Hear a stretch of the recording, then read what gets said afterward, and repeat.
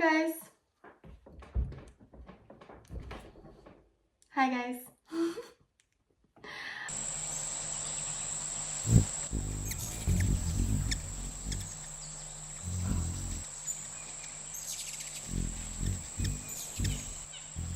I was filming all of this content on this and it overheated and I was gonna give up in the moment and I was like, no.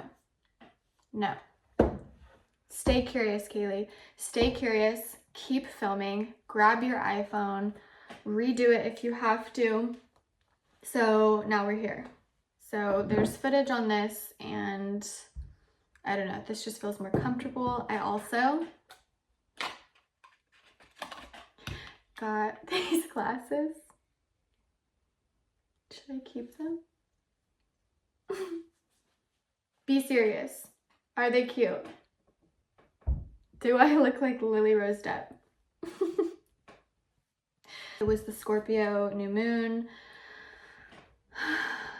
I love a Scorpio new moon. I love it, but I hate it. I love it. I love it. I do love it. I love it. I do have spikes and I am pretty rigid, but I love to get down in the best way. Of course, if it's safe, you know. And I also find it so fascinating with my friends who have Scorpio placements or a Scorpio moon, and how they're just like, it's just another day. Like, what's the big deal? And everyone's just running around with their head cut off crying. Yeah. Let's get started, because do I want to show you guys anything else? This is a picture of me.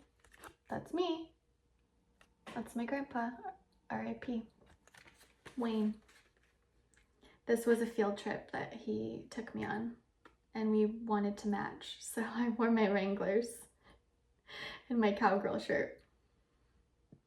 And of course he has his Stetson, his Wranglers. Yeah, and I have that belt buckle.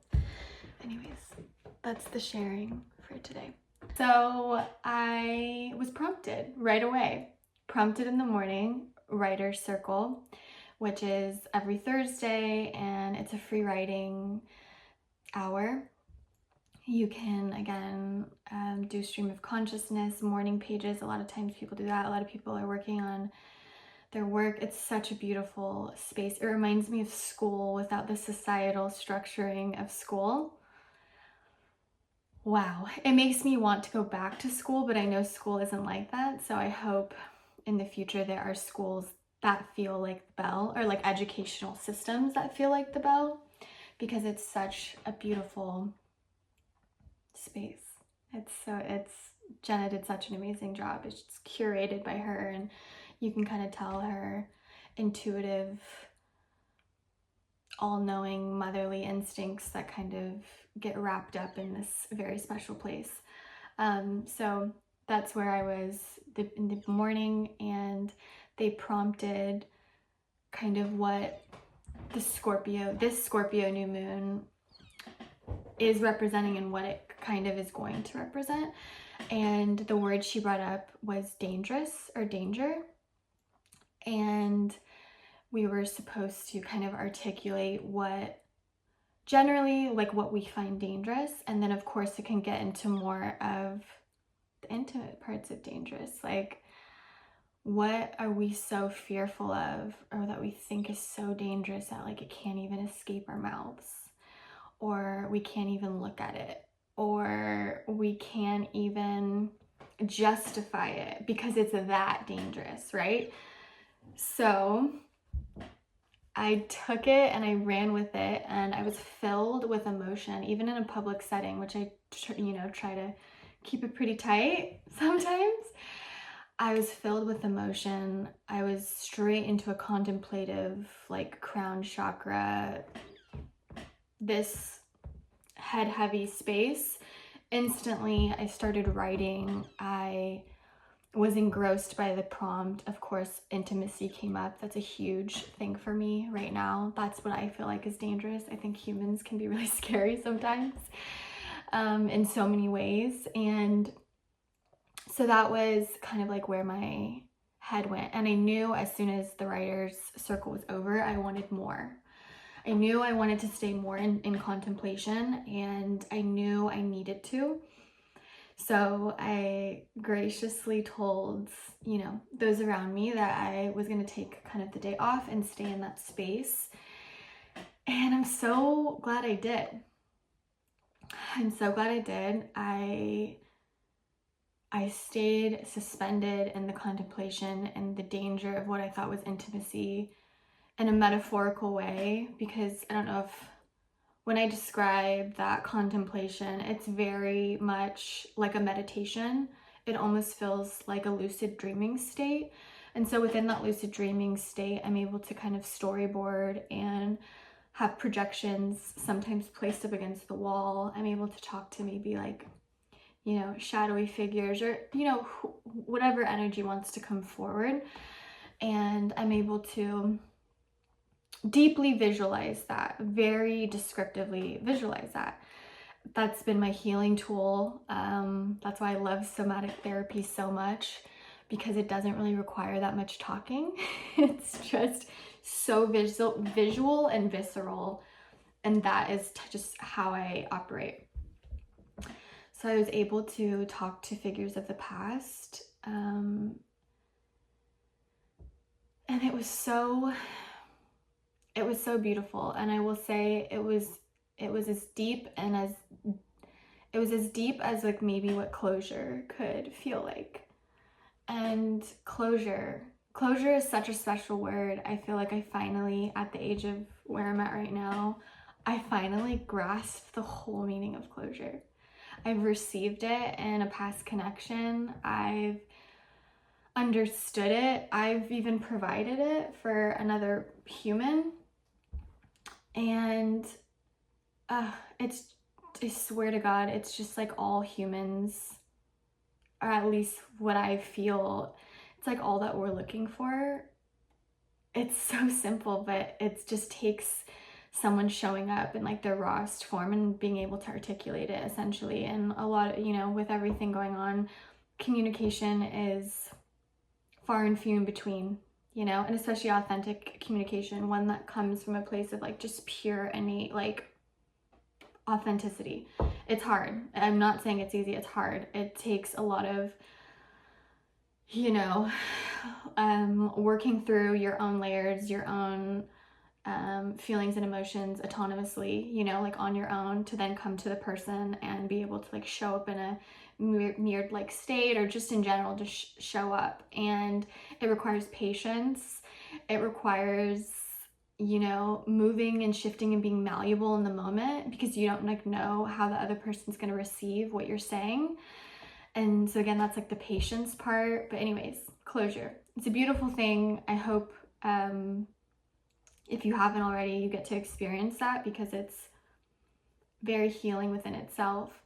But that's what I felt. I felt closure. And then within the physical manifestation of that closure, I found it in a book. And that's how I will wrap up this conversation. But it's The Tombs of Atuan. It's the second Earthsea book by Ursula Le Guin. I love her so much. I love her books. She's amazing. Ursula Le Guin, there are just some authors, it's a young adult book, and there are just some authors that speak with such integrity and such weighted emotion, even when it's a younger audience. And to me,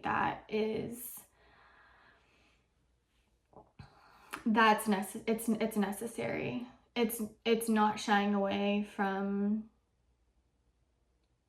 depth, no matter the time or the age. It's a tale that stands the length of time. It's something that you can always come back to when young adult books have, you know, this kind of emotion. Even adults can, you know, resonate with it, utilize it. I just think that kind of language is beautiful, and I've just always been drawn to those kind of books and narratives. But so I'm gonna give a general preface, so if you still want to read it or you don't want to know like anything about it at all, definitely don't listen to this. But it is about a sacred, we'll say, place high in the desert, surrounded by mountains. It's pretty desolate. It's a sacred place because it is quite literally sacrificial for those that dwell in it and for those that technically have to be there or that are enslaved to that place. Because it's of a religious, technically, standpoint, but a different kind of religion, of course, than what we know.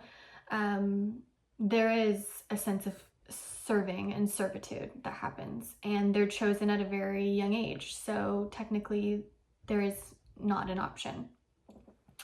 They're groomed, and there's this priestess, the main character. She's the priestess of the undertombs, or the tombs. I was gonna say underworld and tombs at the same time. Of the tombs of the nameless ones, and they are of darkness, and she is the chosen one to navigate the labyrinth underneath that holds the sacred treasures of the nameless ones of that place. So there's a protagonist character that comes into play that is disguised as a thief. He is a thief, essentially, but disguised as a thief because he ends up being her key to freedom.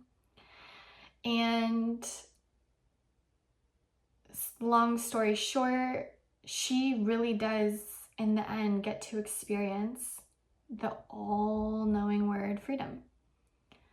And you think it would be a happy ending, and it is, but it's not. It shows the authentic reality of what freedom means when you discover it.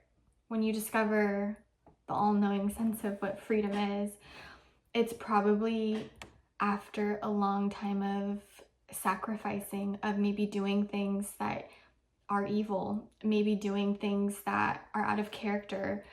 It's after a long journey of having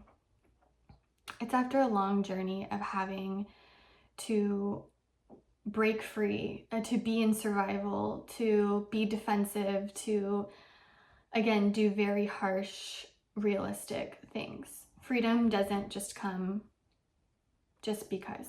It's, if you have really reached to the end of freedom, it's because you've fully engrossed the entire sense of the word in that way.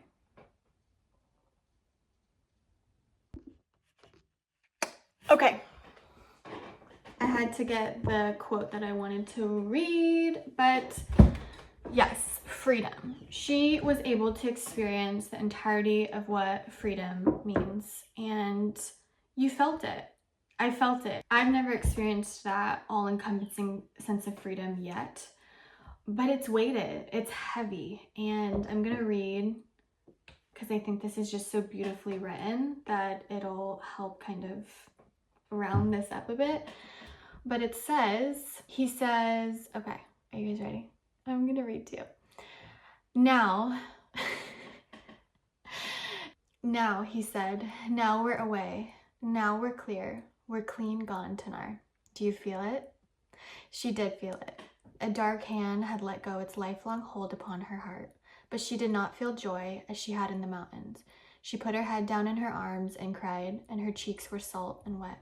She cried for the waste of her years in bondage to a useless evil. She wept in pain because she was free. What she had begun to learn was the weight of liberty. Freedom is a heavy load, a great and strange burden for the spirit to undertake. It is not easy, it is not a gift given, but a choice made, and the choice may be a hard one. The road goes upward toward the light, but the laden traveler may never reach the end of it.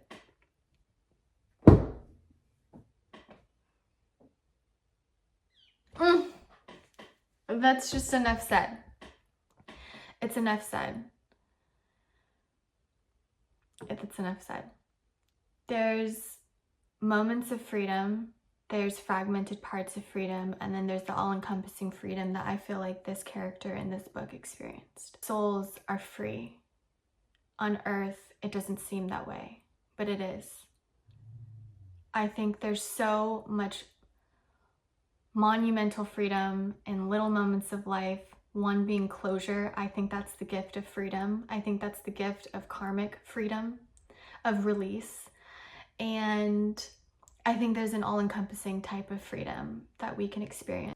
once we reach it, if we ever do, what is the weight that we carry that we had to acquire in order to get to that place of freedom? And is that weight worth it? But is that weight worth it? And then what does that look like? What's dangerous then at that point? What is ours and what is not to keep once we've acquired this set freedom? I'm telling you, go read the book, think about freedom, think about your soul's freedom, think about your highest path. Think about it from a broadened perspective and think about it in a microscopic way and how you're able to experience moments of freedom and joy within detachments, attachments, conversation, communication, words, fearlessness. I'm just gonna end it on that because I think that that was a pretty good prompt. Okay. Love you guys.